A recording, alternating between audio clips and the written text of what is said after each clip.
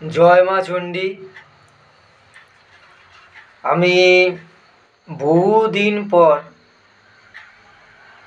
একটা ভিডিও ছাড়ছি। অনেকে প্রশ্ন করছে যে কাজে প্রচণ্ড বাধা বিপত্তি হচ্ছে, এর কি কোনো ঘরোয়া টিপস বা টোটকা আছে? অবশ্যই আছে। আমাদের সনাতন শাস্ত্র মতে প্রাচীন মুনি ঋষিরা অনেক কিছুই করে গেছেন। আজকে সেই টোটকা একটা আমি বলছি, একটু মন দিয়ে শুনুন। কাজটা যদি সঠিকভাবে করতে পারেন তাহলে কিন্তু এর একটা ভালো রেজাল্ট কিন্তু আপনারা পাবেন। অশ্বত্থ গাছ, যেটাকে আমরা চলতি কথা আসুদ গাছ বলি,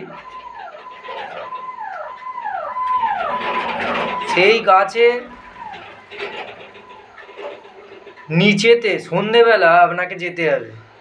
সন্ধেবেলা যেতে হবে, 7টা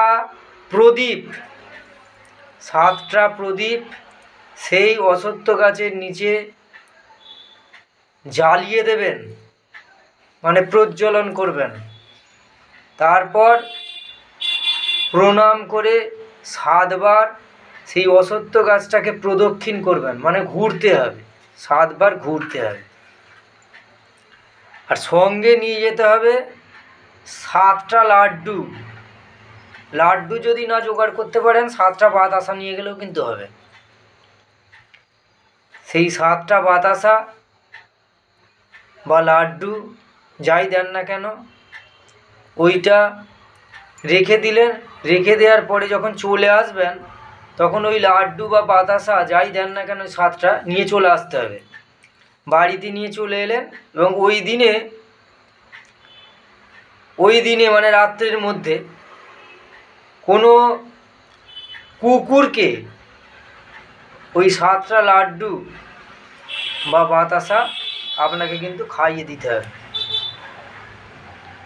লাড্ডু দিলে ভালো, লাড্ডু দিলে কুকুরে খেয়ে নেয়, বাতাসা অনেক সময় তো খেতে চায় না। এটা করতে পারেন।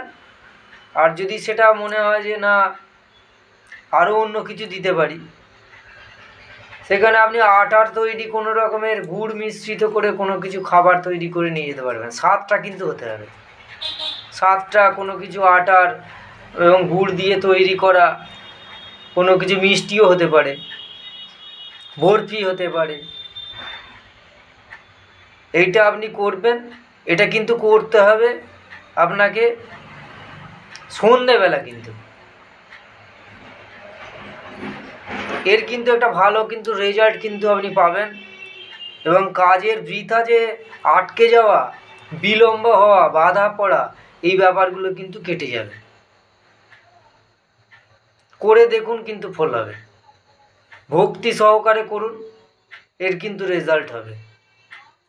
এটা 4বার করতে হবে, অর্থাৎ মাসে 2বার করে করবেন, 15 দিন ছাড়া।